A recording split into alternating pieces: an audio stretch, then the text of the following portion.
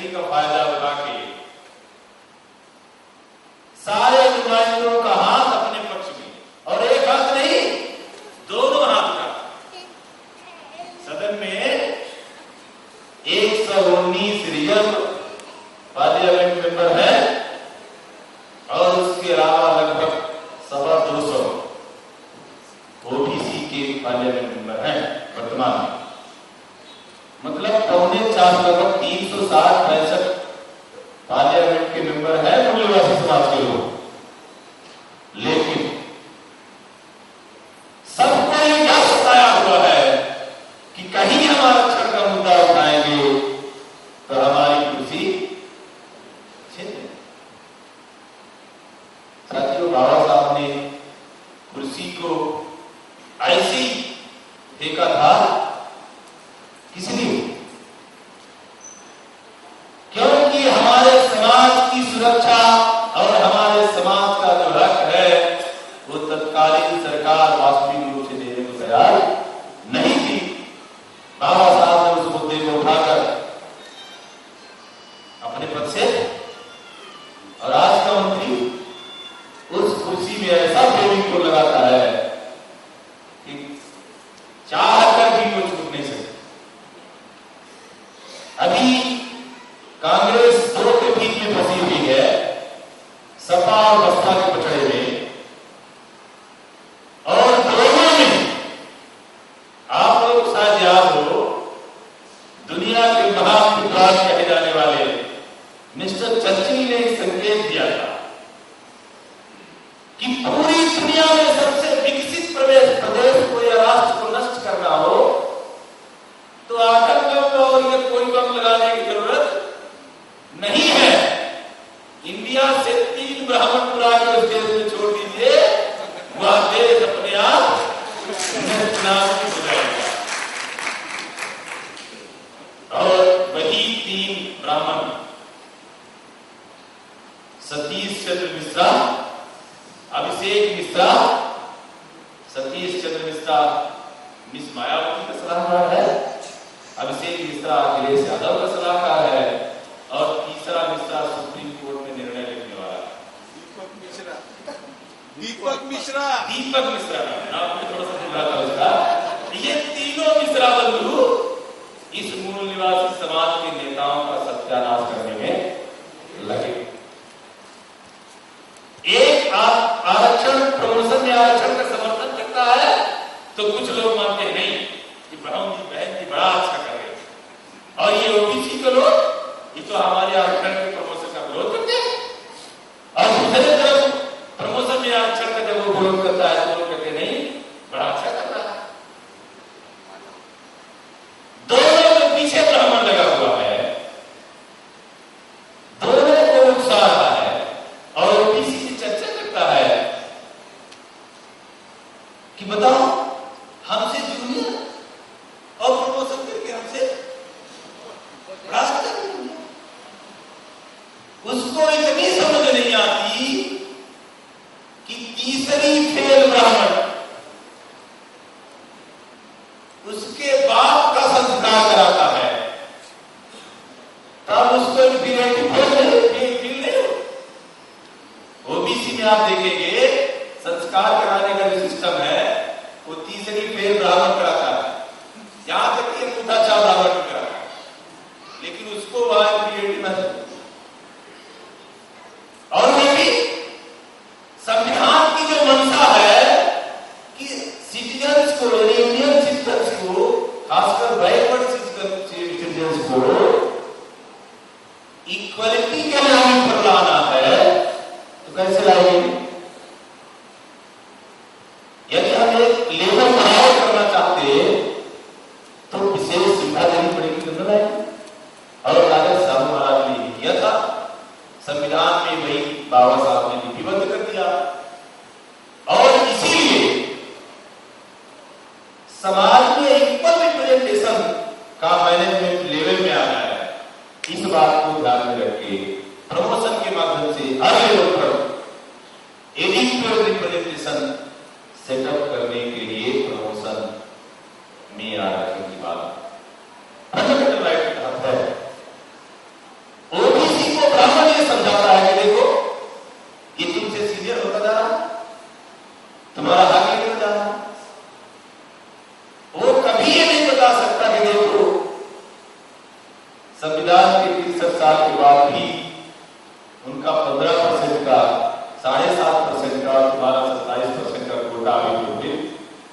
कभी नहीं बता सकता, क्योंकि बताएगा तो उसको पता चल जाएगा कि अरे सारा कोटा तो इसी ने ले रखा। इसलिए दोनों के पीछे पड़कर ये हमें लड़ाने का काम कर रहा है। और संविधान के आर्टिकल में 16(4) जो 1777वें संशोधन के बाद आया, अब ये संशोधन जो आ रहा है, उस संशोधन, उस 77वें संशोधन का जो मुद्दा हम उठाए अभी, तो ये संशोधन आने की कोई जरूरत नहीं, क्योंकि ऑलरेडी सुप्रीम कोर्ट ने उसको वैलिड मान रखा है कि ये फंडामेंटल राइट के आधार को प्रमोशन में आरक्षण मिलना चाहिए और वो वैलिड है। और जैसे ही ये मुद्दा जो आपका आ रहा है संशोधन बिल का, ये जैसे ही दोनों सदनों में पास होगा, ये पक्का मानकर चलिए कि ये सुप्रीम कोर्ट में चैलेंज होगा। और चूंकि वो 16(4) है, उससे निकाल दिया गया है इस संशोधन में, 16(4)A उससे हटाया गया है। और जैसे ही सुप्रीम कोर्ट में जाएगा तो पूरा संशोधन ही वैलिड हो जाएगा। इसका मतलब जो बिल रहा था वो भी चला गया। हकीकत ये है कि इसका पास होना ही हमारे लिए नुकसानदेह है, खतरनाक है। इसलिए इस बात को असली रूप में समझना होगा कि समर्थन करना या विरोध करना या पास नहीं होने देना, ये किस हद तक हमारे हित में है।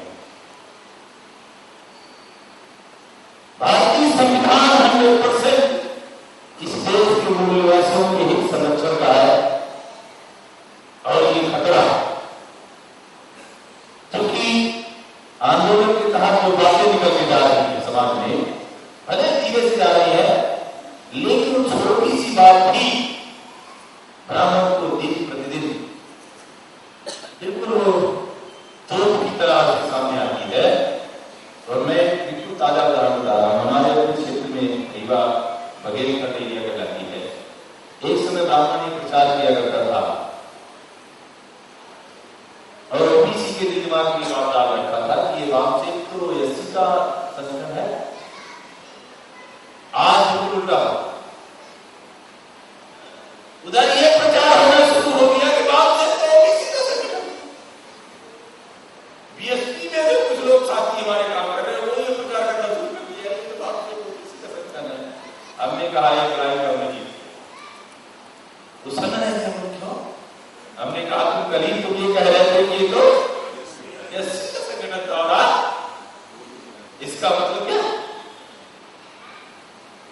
ब्राह्मण दोनों को लड़ाने में लगा हुआ है कि किसी भी तरह ये एससी और ओबीसी के लोग ध्रुवित ना, और मुद्दा को कोई नहीं बचा है, केवल आरक्षण का मुद्दा ही बचा है।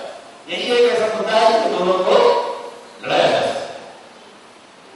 एससी को कहेगा देखो तुम्हारा हिस्सा ओबीसी को मिलने जा रहा है, ओबीसी के पास आएगा तो उसको कहेगा देखो तुम्हारा हिस्सा ओबीसी को, मतलब दोनों आपस में इस मुद्दे को लेकर वैचारिक रूप से इकट्ठा ना।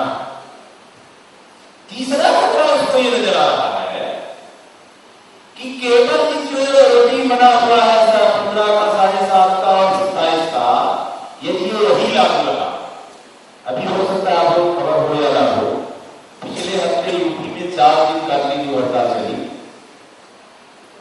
और समारोह ने यह प्रयोग करना शुरू कर दिया है, सुप्रीम कोर्ट में धरना दिया है कि रिजर्वेशन की जो सीटें हैं वो पहले भेजन की,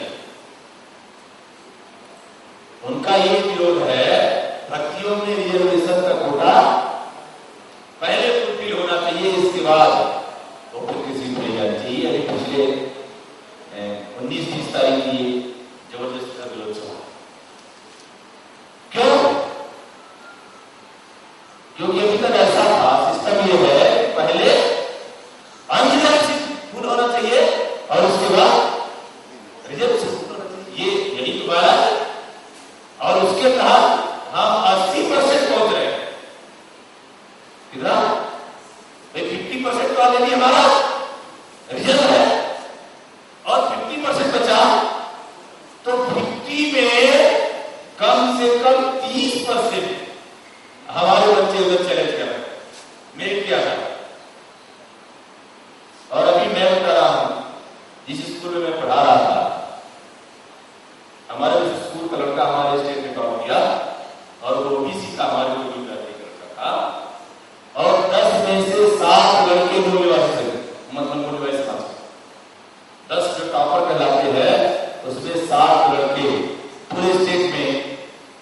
अभी इसी साल का 2012 का यूनिवर्सिटी का 7 लड़के ओबीसी के दौर में, 7 में से एक शायद एससी का है, बताया वो 6 ओबीसी। ये फिगर ये बता रहे हैं कि दुश्मन ये जो प्रचार करता है कि इनमें योग्यता नहीं है, क्या योग्यता ये साबित नहीं कर रही है? योग्यता ये साबित कर रही है।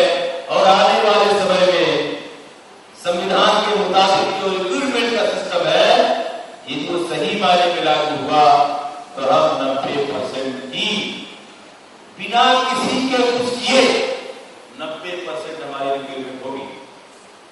और यही खतरा दुश्मन महसूस कर रहा है, इसलिए वो यह आरक्षण का मुद्दा बार बार उठा रहा है। साथियों, हमारे पुरखों में उन्होंने जो हमें संदेश दिया, वो संदेश दुश्मन अच्छी तरह जाता है। मैं समझता हूं शायद हम उतना नहीं जानते जितना दुश्मन जानते, और इसीलिए वो 24 आवर्स मंथन करता रहता है कि किस तरह से इनको आगे बढ़ने से रोका जाए। देख रहे हो कि जब पहला सभा चुनाव हुआ था, जनरल इलेक्शन जब हुआ था 1952 में, उस समय ब्राह्मण 56% था। पार्लियामेंट में ब्राह्मण का जो प्रेजेंटेशन था वो 56% उस समय, और आज वो केवल 56 तक आ गया। और इसी कारण वो मुद्दा उठा था महिला आरक्षण का कि हम उस आरक्षण के मुद्दे के साथ अपनी संख्या बरकरार करें। दूसरा, आज की डेट में ब्राह्मण 67% नौकरी में है, अकेले ब्राह्मण, और तीनों को मिलाया जाए तो 87। और ये जैसे प्रमोशन का मुद्दा आगे जा रहा है तो उनका ग्राफ नीचे आ रहा है और हमारा ग्राफ ऊपर जा रहा है। इसका मतलब ये है कि विधायिका में उनकी संख्या घट ही रही है, ब्यूरोक्रेसी में भी उनकी संख्या धीरे धीरे घटनी शुरू हो रही है, और इसीलिए उजागर हुआ है। लेकिन हमारा ये समाज, जिसको हम मूल्यवासी समाज की पहचान देने की बात कर रहे हैं, ये सोया हुआ। और हकीकत ये है कि केवल सोया हुआ होता तो जगाया जा सकता था, लेकिन ये सोने का बहाना कर रहा है सही। असली नींद में सोए हुए आदमी को जगाया जा सकता है, लेकिन जो सोने का बहाना कर रहा है उसको जगाना बड़ा मुश्किल काम है। लेकिन साथ जो मुश्किल काम ही तो हम लोगों ने करने की ठानी है, और इसी को कहा कि जिसकी उम्मीद ना हो वो काम हम करते हुए क्रांति है, और तथागत धोखा उठाने में। थोड़ा सा मैं यहां भी आऊंगा। हमारे स्पीकर मैं आदरणीय उनका रिस्पेक्ट करता हूं, सारे स्पीकरों का। बहुत सारे ऐसे शब्द यूज करते हैं जो वास्तव में भी नहीं करना चाहिए। एक तो कई बार अभी पिछले स्पीच में लोकमान्य शब्द आया है। लोकमान्य का मतलब ये है कि इस देश की 90% संख्या उसको मान रही है। क्या ऐसा सच है? नहीं, इसलिए उसको कभी भी भूलकर लोकमान्य नहीं कहना चाहिए। केवल उसका नाम लेना है तो बाबू लग रही है। दूसरा, हमारे पुरखों को कभी भी भगवान के रूप में पेश नहीं करते। दुनिया के विद्वानों में नंबर 2 विद्वान मुंशी ये कहते हैं कि किसी व्यक्ति की विचारधारा को विमान ना हो तो उसको भगवान के रूप में पेश कर दीजिए, उसकी विचारधारा अपने आप मर जाए। क्यों? क्योंकि लोग उसको भगवान मानकर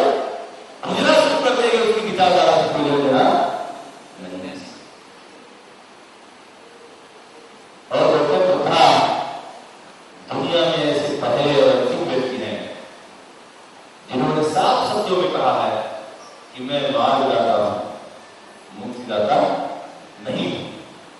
और सेम वही काम बामसेन कर रहा है कि इस समाज को मार्ग बता रहा है, और इस समाज के इस बताए हुए मार्ग पर चल सकते हो तो तुम्हारा कल्याण होना तय है।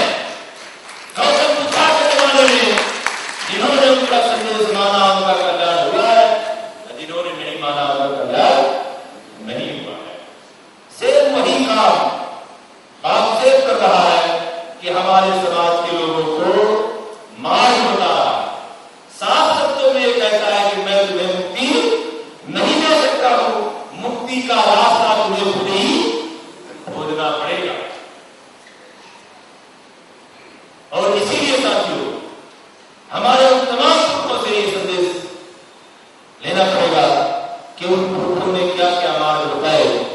मैं गौतम बुद्ध का एक बिल्कुल छोटा सा उदाहरण दे रहा हूं। गौतम बुद्ध अपने आश्रम में बैठे हुए कुछ चिंतन कर रहे थे।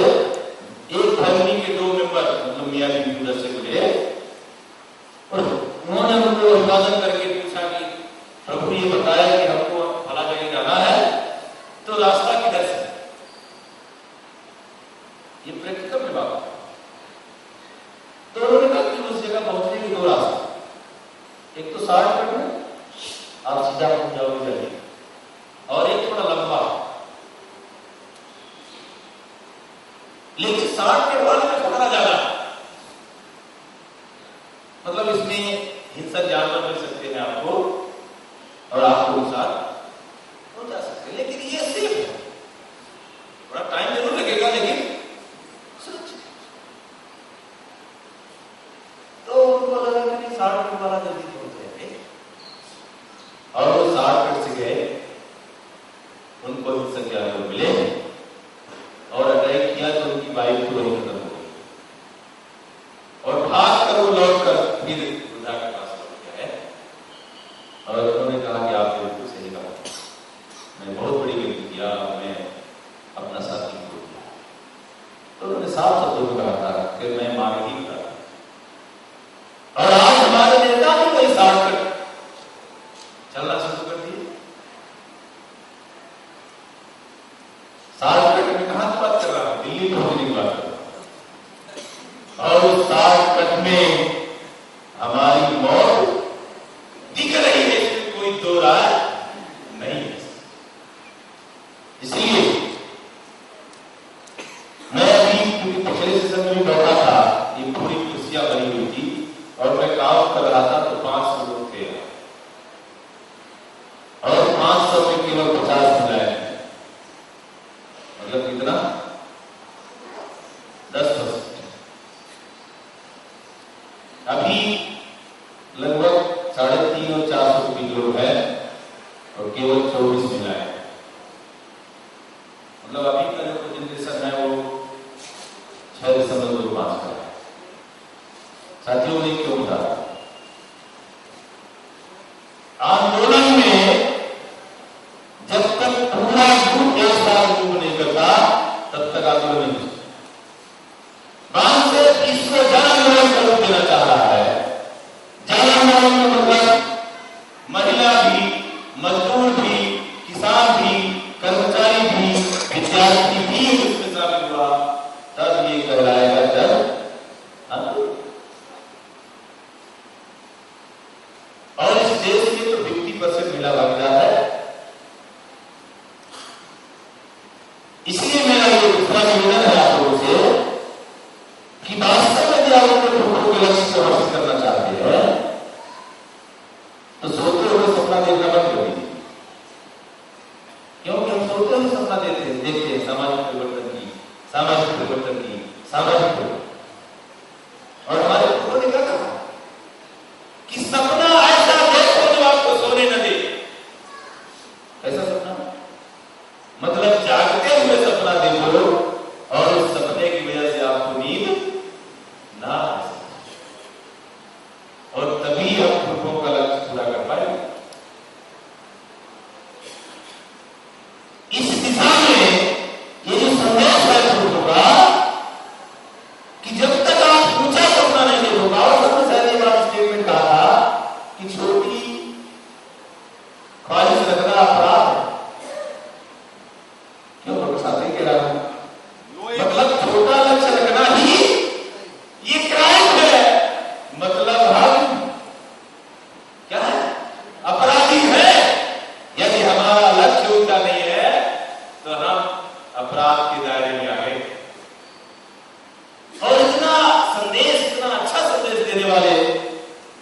के फॉलोवर यदि सोते हुए सपना देखते हैं, इसका मतलब कि वास्तव में हम मन से उस सपने को पूरा नहीं करते।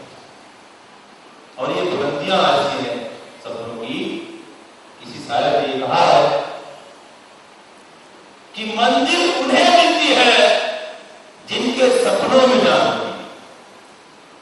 मंजिल उन्हें मिलती है जिनके सपनों में जान होती है।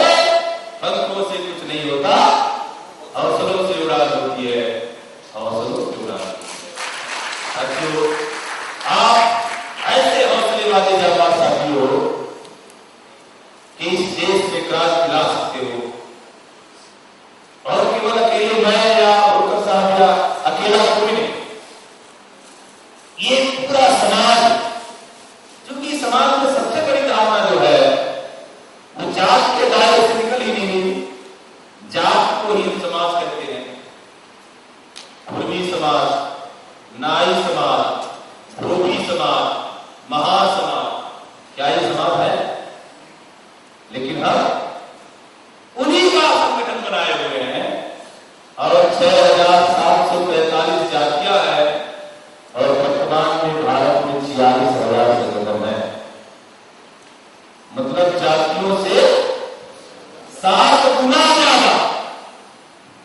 और इसीलिए दुश्मन अभी ताकतवर है। यदि हम दुश्मन को कमजोर बनाना चाहते हैं तो सारी जातियों का संगठन खत्म करके समाज निर्माण की दिशा में हमें तन मन धन से लगना। तो समाज होता क्या है, हमें इसको पता होना चाहिए। जिन लोगों को आस्था और विचार एक हो, जिनका रहन सहन एक हो, जिनके कार्य और सहकार एक हो, जिनकी समस्याएं एक हो, उन सब लोगों का समूह क्या है? समाज है। एससी एसटी ओबीसी और माइनॉरिटी के लोगों को एक ही समस्या, एक ही समस्या ये है कि वो जात जात में बांटे गए लोग हैं और उनके राजनीति में, नौकरी में, व्यापार में, शिक्षा में, जमीन में उनको उनका हक नहीं मिला है। चारों का ही हाल।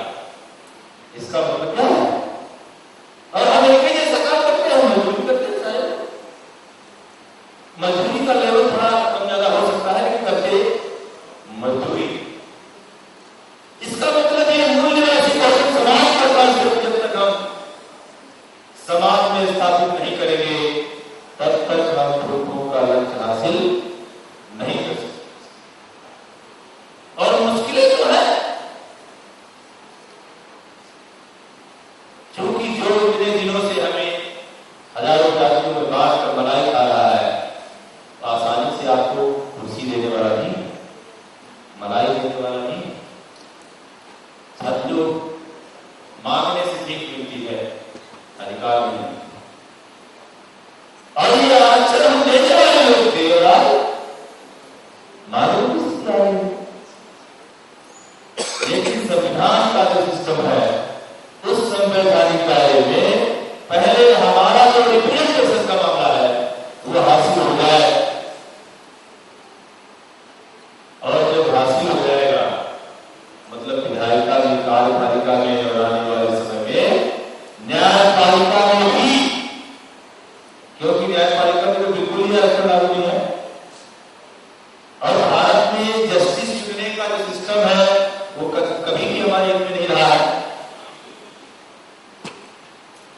कम से कम 10 साल का वकालत का उसका अनुभव, फिर उस कोर्ट का जज उसको सिफारिश करेगा, उस एरिया का सांसद सिफारिश करेगा और तब उसकी जस्टिस होने की नियुक्ति होती है। मतलब उसका सिस्टम चलता है। तो ब्राह्मण ही जज है, ब्राह्मण ही सांसद है, तो किसका सिफारिश करेगा? ब्राह्मण ही सिफारिश करेगा। और इसी तरह से हाई कोर्ट, सुप्रीम कोर्ट, सब में वही हुई। साथियों, 2 साल पहले जो विषय चलाया था कि इस देश की न्यायपालिका भी प्रातिनिधिक होनी चाहिए और उसको न्याय आयोग का गठन होना चाहिए। और केवल न्यायिक आयोग का गठन नहीं, उस न्यायिक आयोग में संख्या के आधार पर उसके प्रतिनिधि भी हमारे एससी, एसटी, ओबीसी और माइनॉरिटी के लोग जो चयन कमेटी में होते हैं वो होना चाहिए। और समाज में ये मुद्दे इसीलिए रखे जा रहे हैं कि समाज क्रोधित हो और एक एक घर में ये मैसेज जाए, और ये मैसेज एक एक घर में गया तो समझिए कि ये आंदोलन का रूप ले सकेगा। बाद से पिछले 2 साल से जो ओबीसी का आरक्षण का मुद्दा जो चला रहा है प्रमोशन में, ये केवल प्रमोशन देना मकसद नहीं है सर। हर क्षेत्र में हमारे समाज का एडिक्वेट रिप्रेजेंटेशन जो होता है, इसका मतलब विधायिका में, कार्यपालिका में तो नीति निर्धारण करने का जो सिस्टम है वो हमारे हाथ में आ सकता है। तो नीति निर्धारण हम कैसे करेंगे? हमारे वकील करेंगे। और कार्यपालिका में जो हमारा आदमी नहीं है, इसका मतलब उस नीति का संचालन नहीं हो सकता। अभी मैंने जो इधर ही आंकड़ा दिया, आप 100% विधायक संसद बना दीजिए, ये संविधान का इम्प्लीमेंटेशन नहीं हो सकता। क्यों नहीं हो सकता? क्योंकि उन नीतियों का संचालन करने के लिए, कार्यपालन करने के लिए क्या होना चाहिए? कार्यपालिका में भी हमारे लोग होना चाहिए। तो हमारे लोगों को शिक्षा में हमारे बच्चों को प्रशासनिक क्षेत्र में सबसे अधिक जाने की प्रेरणा देना चाहिए। मैं घूम घूम के देख रहा हूं कि हमारे समाज के लोग बहुत ज्यादा सोच रहे हैं कि इंजीनियर और डॉक्टर बनाने की सोच रहे हैं। कोई अर्थशास्त्री बनाने की नहीं सोच रहा है, कोई IAS IPS बनाने की नहीं सोच रहा है। तो क्या डॉक्टर और इंजीनियर बनाने से आपकी समस्या होगी? और साथियों, बच्चे को जैसे ही वो थोड़ा सा समझदार हो, उसके दिमाग में ये बात भरो कि तुमको केवल और केवल क्लास 1 रहना। क्लास 1 का कल्चर उसको माइंड में सेटअप कर दो। मेरा चैलेंज है वो क्लास 1 बंद कर देगा। लेकिन हम इस सोचने का जो दायरा है हमारा घटिया दायरा है। ब्राह्मण की घरवाली गर्भवती होती है, तो गर्भ में बच्चा रहता है, तब वो सोचती है कि इसके पैदा होने तक और जवान होने तक किस मजिस्ट्रेट की पोस्ट खाली होने वाली है। और हमारी घरवाली गर्भवती होती है तो उसको लगता है कि एक आध बीघे जमीन कहीं मिल जाती तो खरीदवा लेते, और जब वो बड़ा होगा तो कम से कम उसी में खेती कर लेगा। ये सोच का अंतर है। इस सोच को बचपन से बदलना पड़ेगा सर, और दुश्मन ऐसा ही करता है। इसलिए इस दिशा में भी, क्योंकि बाबा साहब का सबसे खतरनाक संदेश ब्राह्मणों के लिए कि शिक्षा स्वामी का रूप है, इसको जो पिएगा वो घुराएगा। आम के लोग क्या करते हैं? घुराते हैं, और यही घुराना दुश्मन को खतरा नजर आ रहा है। इसलिए शिक्षा पर फीस बढ़ाना, 8वीं तक फेल नहीं करना, मध्याह्न भोजन देना, और फिर 10वीं में 5 साल पढ़ने के बाद अपने आप शिक्षा छोड़ देने का 100% आरक्षण है, कुछ मिले। इसीलिए इन बातों पर विशेष समाज को प्रमोदित करना है साथियों। मैं बहुत ज्यादा इसमें अब समय नहीं लूंगा क्योंकि समय भी बुरा है। मैं सिर्फ ये संदेश देते हुए, यदि यहाँ 300-400 लोग हैं, पहली बात तो आप आंदोलन की शुरुआत आप अपने घर से कर दीजिए। अभी तक कई बात आपने अपने घर से नहीं किया है। यदि किया होता तो महिलाओं की उपस्थिति भी उतनी ही होती जितनी पुरुषों की है। और जब तक हम आंदोलन घर से नहीं शुरू करेंगे, दुश्मन को हम परास्त नहीं कर सकते सर। क्योंकि आप सब इधर आ गए हो और उधर तो आस्था चैनल चल रहा हो आपकी तरफ। कोई देवी निकल रही होगी, कोई देव निकल रहे होंगे, कोई बापू निकल रहे होंगे, तो अपने प्रवचन में केवल और केवल चमत्कार ही बता। उन चमत्कारों से अपनी महिलाओं और बच्चों को दूर करना है, आंदोलन भी करना है तो। और साथियों, आंदोलन को इंग्लिश में मूवमेंट कहते हैं, मतलब बिना मूव किए मूवमेंट नहीं करने वाला है। इसलिए आप हर व्यक्ति को मूव करना पड़ेगा। मूव करने का दायरा छोटा बड़ा हो सकता है, लेकिन मूव करना ही पड़ेगा। इसलिए मैं अपनी बात इस हताशा को दूर करने के लिए संदेश है कि समुद्र में जितनी है, समुद्र में तूफान लाएगी तो मैंने भी ये जिद की है, मैंने भी ये जिद की है तूफान में नाव चलाने की, तूफान में नाव चलाने की। तो आप सारे साथियों को ये जिद करनी पड़ेगी और तभी हम दुश्मन को परास्त कर सकते हैं। मैं अपनी बात यहाँ खत्म करता हूँ। आप सबने हमें बड़े ध्यान से सुना और इस विश्वास के साथ कि आप मामचेत के इस महाराष्ट्र के 26वें अधिवेशन में जो भी संदेश है, हमारे संगठन का, रियल में संगठन का संदेश नहीं है, पुरखों का संदेश है, और इस पुरखों के संदेश को आप जन जन तक पहुंचाएंगे। ऐसी उम्मीद के साथ आप सबको जय भीम, जय हिंदवासी।